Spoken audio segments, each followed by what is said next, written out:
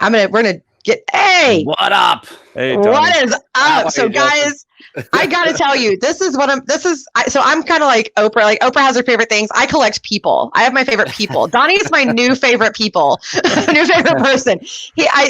This dude has so much energy. He does 50,000 things. We were just talking about the speed of communication being important. Nobody responds as quick as Donnie does. Like, I'm not even sure I'm that fast, and I've always prided myself in that. And this dude does everything. Sent me a thing. She's like, "Hey, we can get you on early," and I'm like, "Fuck, I'm in." Like, done. Let's do this. and guys, just so you know who Donnie is, he actually he does 50,000 things, but he runs Success Champions, which is networking and all kinds of trainings and all kinds of very fun things. And then he's also done sales training for years and years and years and years. So let's talk about getting the business started, because you first, let's hear your story when you became an entrepreneur and how that came to be. Oh, sure. Not a problem. So former United States Marine. So if you haven't been ready, if you're sensitive, you don't like profanity, earmuffs, just be forewarned. I'm very loud and you just get me. Justin, you're not that sensitive. Shut up. Right. I am not. And hi, Savannah. I see you, sweetheart. Hi. After the Marine Corps, I spent 20 years as a straight commission sales guy. So perspective, that means I didn't eat dinner unless I sold something, right? So, and it was always really in the commercial realm side of things. And along that journey, I figured out that I'd spent most of my ride making everybody else wealthy.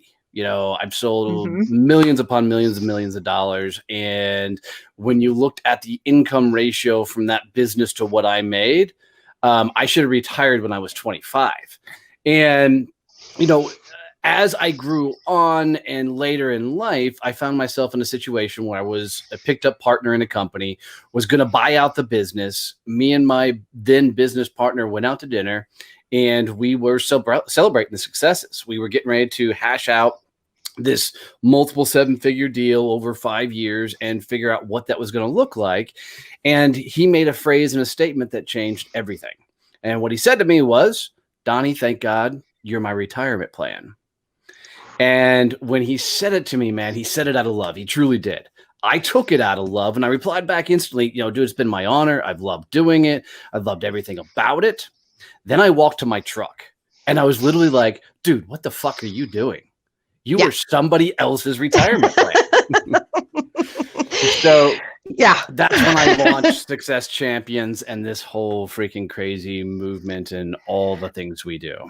And you have your hands in everything. I do. You, as big as it is, and guys, Success Champions is national. They just sold out a convention center in Dallas in the middle of COVID and had to sell virtual tickets. I was so lame, I had to go virtual because I didn't get in time to get a real ticket. Yeah, we sold out 3 weeks before the event. So we were pretty proud of that. It was amazing. So, but you're still involved in everything. So what was it like going from being a sales guy to having to start a business and get a business license and do a website and all that? What was that like?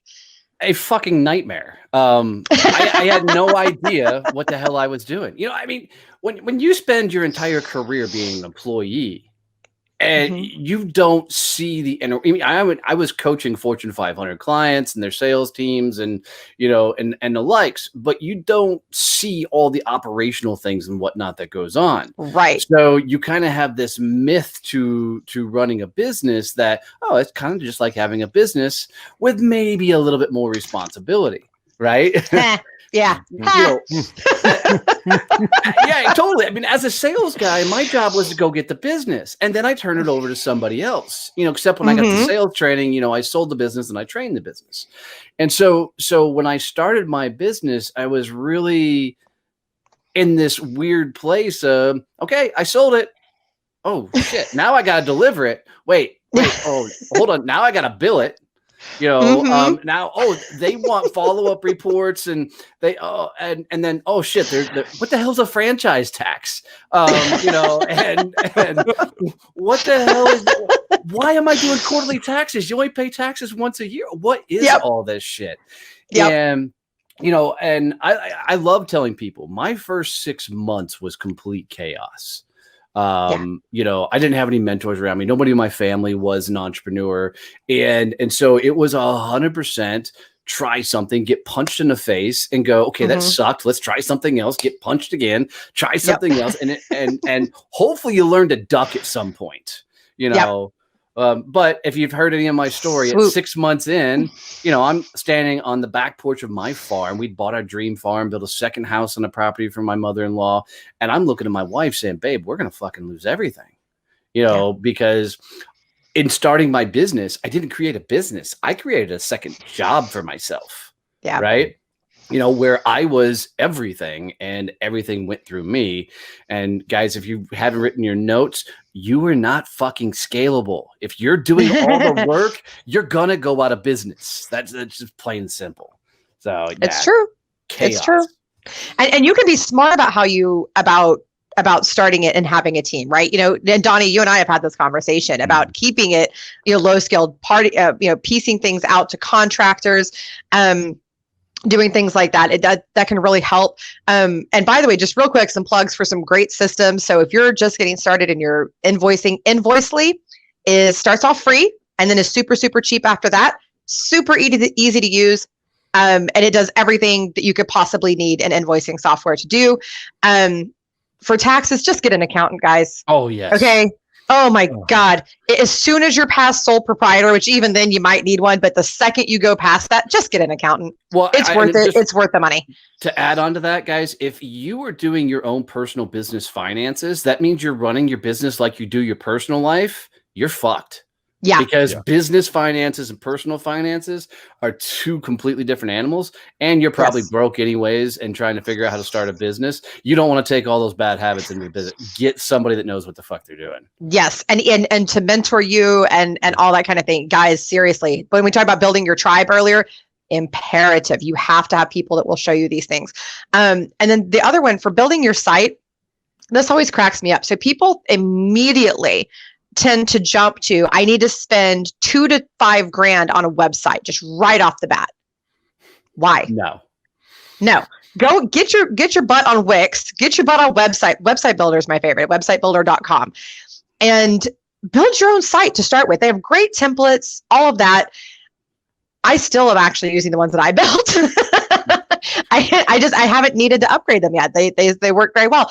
Eventually I probably will because I just want to, but you can always start by doing some things yourself or having somebody, you know, you could part that out, but you could do it very cheaply is my point. You can get on Fiverr or one of these sites, have somebody put together a very workable website for you very quickly. Right. And look, having a shitty website will hurt your business, but you don't need the only people who really, truly need a website is if you're selling a tangible product and people need to come somewhere and buy it. Right. Everything else, the people who just come to check out to make sure you're legitimate. Right. Very rarely do you go to a website and like, oh my God, that's exactly what I was looking for all my life. I can't live without it. Let me buy the fucking. It never fucking happens, right? You just go there to validate. You want to see if they're a legitimate company. Do they have past clients? You know, so keep it stupid simple and spend more time out trying to meet people and prospects and people and fucking up a lot in that conversation. So that's really and truly why you're here, is to talk about my most favorite subject in the whole wide world is business development and sales. And I love sales. And actually, Donnie just gave me a genius perspective yesterday and really just kicked my butt into gear on something. So first we discussed the difference between sales and business development. Right? Because those are actually two different things. I love sales. I love talking to people about my business. And I don't have a kind of a sales personality in terms of the fact I don't do the sales pitch, right? I just have a conversation with you. We figure it out. I love that. I don't want to generate leads. It's boring. It sucks. It's monotonous. I hate it. But so the first thing that Donnie did for me is he gave me the separation of those two things. Get it out of your head that those are the same thing, because they're not. But the other thing that was really interesting too is he's like, just don't be stubborn and just find somebody to do the monotonous part for you. Because you have to. It's a numbers game, right? Getting the leads in just is a numbers game. I love to network. I go to networking events. I promote my business. I do all that, but it's ultimately a numbers game, right? Yeah, totally. And to that point, just so people fully understand, there's not a company in this world that has a sales problem. Because look, and what I mean by that is the sale is when you sit down and you're having that final conversation with somebody that can say yes or no. That's when sales happens. Right. Everything else in the world is business development. You have a massive fucking business development problem. That's what you really have, because that's where the real work is, right? That's the reach outs. That's the networking. That's the talking. That's the guesting on podcasts. It's the marketing animations and flows and all that shit. Right. And that's where badass businesses start to separate themselves from people who are just playing around and fiddling in the business game. Right. So when people don't embrace the idea that they just got to get good at the front end of the business, the front facing portion of their business, then the back end, there's a lot of working parts and plans and strategies and everything else. But revenue solves a lot of fucking problems. Yes. Right? You get enough revenue coming into your business and you can hire geniuses that can fix all the other shit. Right. Yes. So, yeah. And it's like anything. You don't have to love it. You just got to fucking do it. Right. Right. Yeah. I think you make a really good point. Donnie, that's interesting when we talk about being out front and spend your time focused out there getting customers to come through that funnel. We call them big marketing funnel or biz dev funnel, whatever funnels you want to call them. One's called AIDA or whatever. I don't know. Those are all business terms, right? That sounds like a bad what the hell is an AIDA? Yeah. So it's awareness. AIDA. It stands for something. Awareness, something. I don't know. I don't know. We're stuck on that. Let's not get on business. Talk about Google what the hell AIDA is for me. Yeah, I want to know. Matter. That idea of that funnel, how do you get that funnel? And I think it's interesting with biz dev is that it's more targeted than just that shotgun approach. I don't think Donnie sits on the corner and goes, hey, come to my event, or goes to a mall. Hey, come to my event, or hey, dude, I got an event. Yeah, come to it. Well, hey, if we wouldn't have sold out the summit, I might have. He might have. We would do it. Right. As last ditch effort, maybe. But I mean, these are very targeted. He's after a very targeted audience. And I think when you look at biz dev, you still have to be very targeted about what you're doing. Not everybody's going to need your services or product. Right. And you need to be very understanding of there's a lot of them out there, but figure out how to get them into that funnel that brings that revenue that solves all your problems. Right. Yeah. Right. Just to help people out, because sometimes when people hear the word funnel, they're like, oh my God, this is automation. This is mechanics. This is big. Whoa, slow down. A funnel is very much, how did you first get engaged with them? What's the next step? Right? What's the next step? Right? And getting it into a very simple process. Now, you can do this through full-on automations, right? Which a lot of us do. And as your business grows, you will absolutely have funnels and systems and all that. But if you're just getting into the game and figuring things out, keep it very, very, very simple. Where do you find them? How do you get in conversation with them? How do you get them to a meeting? How do you get them to a yes, no, right? Just keep it as simple as freaking possible and quit overcomplicating it, because the sales portion is really nothing more than a fucking conversation with an outcome. Right. You're either going to say yes or no, and you got to be okay with both sides of it. So quit overcomplicating things and just keep it very, very, very simple, very down to earth, and go get into as many conversations as you possibly can with the ideal person, to Justin's point, that can say yes to you.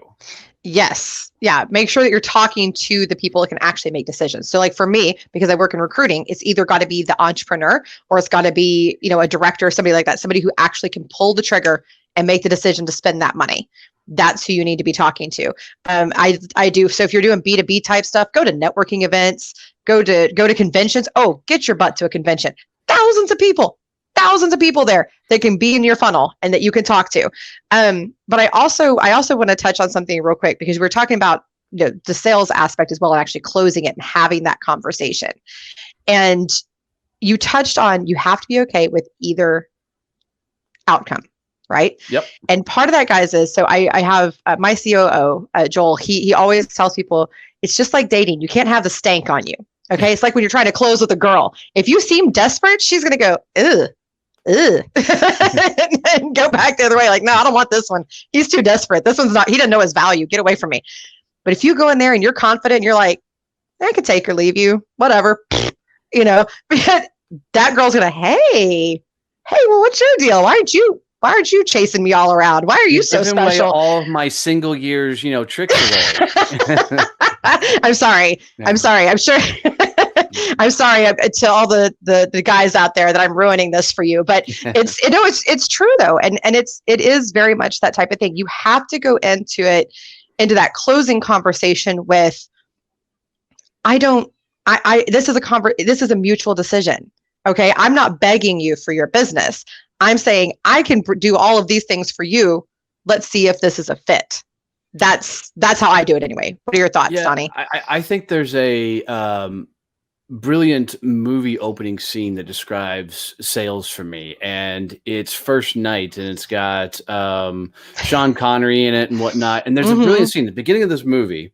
The guy who plays Lancelot is in the center square, and he's got a bag of coins. He's like, anybody can beat me in a sword duel. I'll give you this bag of coins. Well, finally, this really big dude steps up, right? Walks up to him and says, I think I can take you. Long story short, there's a sword duel happens, and of course, Lancelot wins, flips his sword up in his hand, and catches the other guy's sword, right? And the big guy's like, oh my God, is that a trick? And he goes, Lancelot's, no, this is how I fight. And the big guy's like, oh, you got to teach me this. You got to teach me this skill. And Lancelot goes, I don't think you can learn this. And he goes, no, I'm willing to learn. He goes, okay, there's 3 things you must do to learn to fight like this. First, you must practice harder than anybody else in the world. The big guy's got it. I can do that. He goes, second, you got to have more patience in your opponent to wait for them to make a mistake before you take a striking blow. And he's like, perfect, I can do that. Third thing is you got to not give a shit whether you live or die. And you watch the dude's face just melt as he walks away. And the problem is people put so much emphasis and they've got to close the deal, which I don't believe in closing. Right. There's no such thing as a close. It's only the start of a relationship. Right. And they're so worried about they've got to pay their bills and their and all the things that they're worried about, that they carry that mindset in there. And if you don't go into that conversation willing to lose, willing to get the no and own it and walk away, then all that, to your point, Catherine, that desperation and everything else is going to come along for the ride. You know? Right. And it makes you unappealing. It does. And it doesn't make you seem capable to your potential client. It just doesn't work. It's not effective. Yes. Thoughts, Justin? Yeah, I mean, that's a really good, I like that story a lot because it really describes the simple rules of any business transaction is that one, you've got to work harder than anybody else at what you do. That means whatever business you're in, just be the best at it that you can be. To understand what your competition's doing, understand what the other person needs. There's something there. In this case, it's a sword fight, and you're waiting for them to make a mistake. But what you're really doing is understanding how they do things. And I think you need to understand that. And as a relationship builder, you want to be able to go, okay, you're going to make a mistake, but I can help you not make that mistake, because that's what we really want. In the end, it's okay to walk away. It's really okay to walk away from many decisions. You could say no a lot. I think product management is and software development, their first rule of thumb is learn to say no.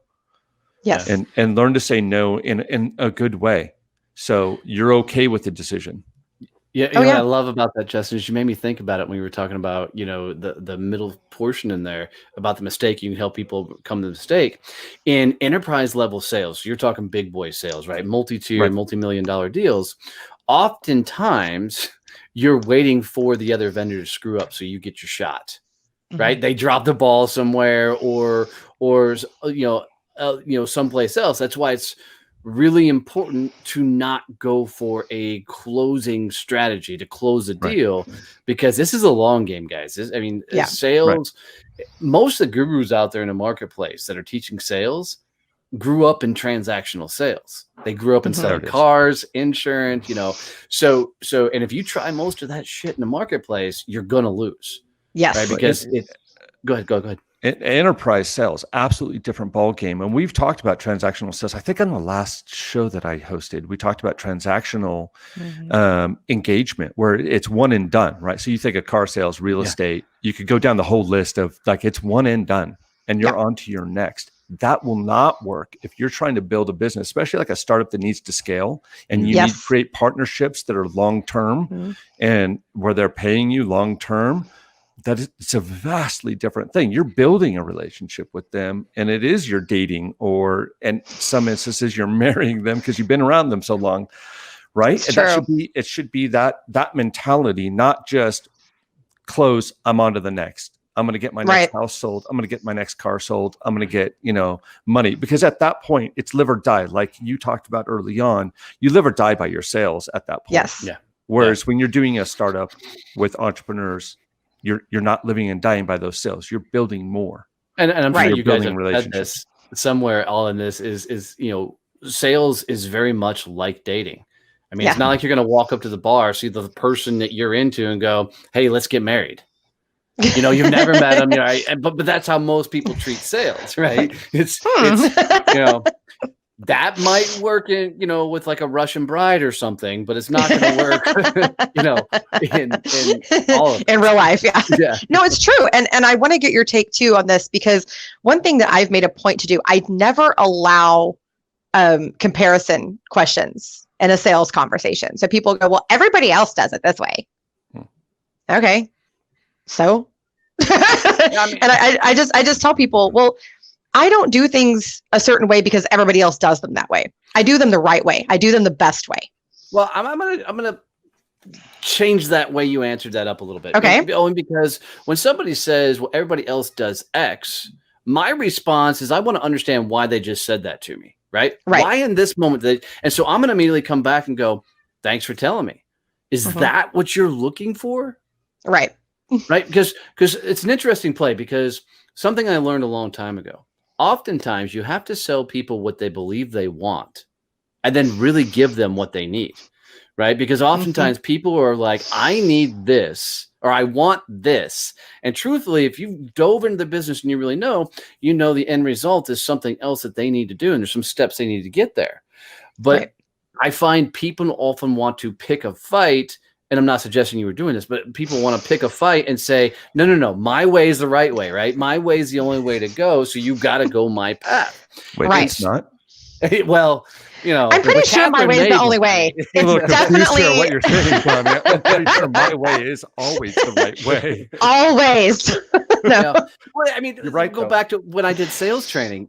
We'd get these big companies calling us up, and they're like, Donnie, can you do cold call training? And I'm like, sure. Can you do prospecting training? Sure. Can you do mindset training? Sure. Can you do whatever the training they want? Answer was always yes. Yeah, sure. But we would never do what they wanted once we got there, because it's never what they wanted that they needed. It was always helping the salespeople get out of their own way and then get their processes and their systems and their prospecting right.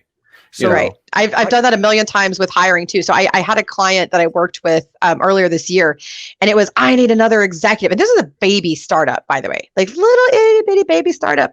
And they're telling me, I need another executive. I need an executive sales guy, director of sales, and blah, blah, blah. Going, okay, so how many people are on your sales team? None. Okay. So I said, sure, I can do that. Yeah, I will get you that sales executive. You know what I sent them? A really badass sales guy who knew how to grow a goddamn territory. Done. And you know what? That's who they hired. And that's what worked for them. So very much to your point. Yes, that it actually does work very effectively.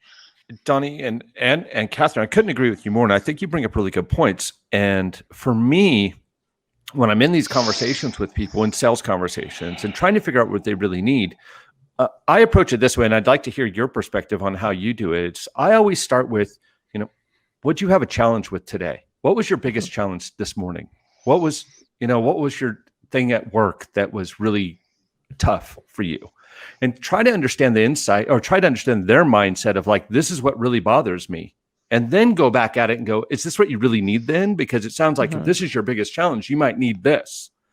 Right. How do you guys approach that? Well, twofold. One, I like that. I wanted to make sure where I was in the sales call as you put that up, because what I thought you were doing is that's how you were starting the sales call. And I'm saying, no, I want to twist that. But I realized is you were already into the sales call and they're leading in with, hey, this is my problem. Now you're gently challenging, which I absolutely love. Now I'm 100% with you, is when people bring things to the table. as buyers, we're so programmed to say certain things even when we don't mean it. Take for instance, walk into a furniture store. As soon as you walk into a furniture store, here comes the guy or gal with the clipboard, right? And you walk up and your first response is, no, I'm just looking. Right. And nobody goes into a furniture store without something in mind. It's not like you often just walk through a random furniture store. Well, Justin, he's weird weekend plans. You a more exciting life. Yeah, we do. Justin, where's your vodka? Right. We need to. That's why I go. So I run out of vodka. I'm like, I'll just go to a furniture store then. That's a weird response to running out of vodka. They're drinking because they're not selling. You're right, Donnie. Sorry to interrupt. Go ahead. No, you're totally right. And so it's the ability to change the game that they're playing. And the best way to do that is raw, gentle, nurturing bluntness, because they're not used to it. Right. And depending on your sales type, that you are, like I'm a, if you go disc model, I'm a 90% D, in that model. And if you go down that path, it's really easy for me to challenge other people to go, really? Yeah. That's the direction you want to go. And then for other people, it's got to be, tell me more. Right. Why is that? Right. That is the best phrase right there. You said it. Tell me more. Yeah. Tell me more. And you about always that. want to Tell me learn more and tell me why. Yep. Yes. That you have to listen. Key to listening. Listen and learn. And so I want to ask real quick, because we're kind of running towards the end of your segment. I've got to get your take on this, Donnie, and yours, Justin, as well. So another part of being an entrepreneur is at some point you are going to have to negotiate contracts. Okay. Whether it's a partnership agreement, and whoa, buddy, that's a whole other episode in and of itself. Let me tell you, been down that road. Whew. Yeah, it's really simple. Don't do partnerships. Don't do partnerships. Thank you. Yes. Thank you. Just don't do it. If you want somebody to work with you, an equity share maybe, but keep control of just don't do it. Anyway, so whether it's a vendor agreement, whatever, you're going to have to negotiate a contract. Okay. And it's going to have to be you, the person actually running the company. It has to be you. So everybody has different negotiation techniques. So you get my CEO, and he's, I tell him he's like a special forces agent when he negotiates, and he's super just, and he'll snipe you, and he'll just kind of come up with some stuff. And it's a really interesting process. Me, I'm like a magician. I'm like, you look over here at this and don't pay attention to the fact that I'm really getting everything I want back here. That's kind of my approach. So how do you guys, we'll start with you, Justin, then we'll move to Donnie. How do you negotiate contracts? What's your method? I think I'm somewhat of a cross between a sniper and a magician. Not as much as like hiding all of that, but I really focus on details. I spend a lot of time in details. People will say, I'm going to have this agreement, and here's the dollar amount, and that's what everybody first goes to. But then they don't look at all the little details behind it, which ends up costing you money anyway. Right. So I do that. I spend time in those details, looking at what that means for me, what that means for them also. Because if I see a bad deal on their end, also, I'm going to point that out and say, look, this may not turn out like you think it's going to turn out, and which then turns into a bad relationship. Right. And your goal is to have a good relationship, not absolutely, not just win one over. Look at me, I negotiated better than somebody else did, and I screwed them over. Right. No, you never want to screw people over. Never. No. No. So I do a little bit of both. I look at, I'm going to hit you with these things, and this is what I absolutely need. And you're probably not going to know I need these things because we didn't discuss it. And then I'm going to say in the details, this is what we're really looking at. I'm going to make sure all those details are hashed out. I spend more time 100%. redlining contracts than anything else. That is the majority of my time. Just sit there and redline. I'm meticulous. You, Donnie, what about you? A little bit more of a bull in a china shop. I'm so surprised. Well, That's shocking. I was on a very large multi-million-dollar figure sales deal, and it was an Indian-owned company, which are some of the best negotiators on the face of the earth. These guys and gals are brilliant. And I went in and I kept telling myself, this is our bottom line. We won't go any lower than that, period. Because I knew this was fixing to be a hell of a negotiation, right? Because they're really damn good at it. And as we sit down across from the table, I had to make my offer first, which I'm totally fine with. And I laid it out there. And he goes, yeah, we'll only pay half of that. And I said, then we're out. I'm walking. We're no longer, doing that. And he goes, well, $1 is more than zero. And I asked him what he meant. He goes, everything's negotiable. He goes, we're getting used to doing business here in the States, and we realize you guys don't negotiate like we do. So, $1 is more than zero. Can we continue this conversation? And I thought it was a brilliant move because he caught me off guard to go have a real conversation. So I've always learned that 2 things you need in a negotiation. 3 things. 1, you need to know what you need, right? You 100% need to know what they need. Right. And then you need to know your price ranges. Because when it gets to the numbers are always going to move. So as long as you know what you have to get out of it, as long as you know what they have to get out of it, the negotiations get really, really simple because then it's just playing numbers. And then, of course, you worry about all the legalities and semantics and everything in there. Right. But the biggest deals in the world were written on the back of napkins. You're talking, Russian war negotiations, massive battles. A lot of them happened in that conversation in the room, and then the details are hashed out later. So always go into those conversations, know exactly what you want, what you need, what they want, and then prepare to what your range is to do. And prep for your negotiations. Prep. So thank you so much, Donnie, for coming on. You were wonderful. Thank you, Donnie. I really enjoyed it. And you know what? I'll be seeing you later this week, actually. For Success Champions. And guys, seriously, check out Success Champions. It is an amazing group. I was highly impressed. They're very action oriented. You get a lot of education. You get access to spectacular people, Donnie included. He will interact with you. You will talk to him way more than you ever will want to. And so definitely check them out and then connect with Justin and I as well. Thank you, Donnie.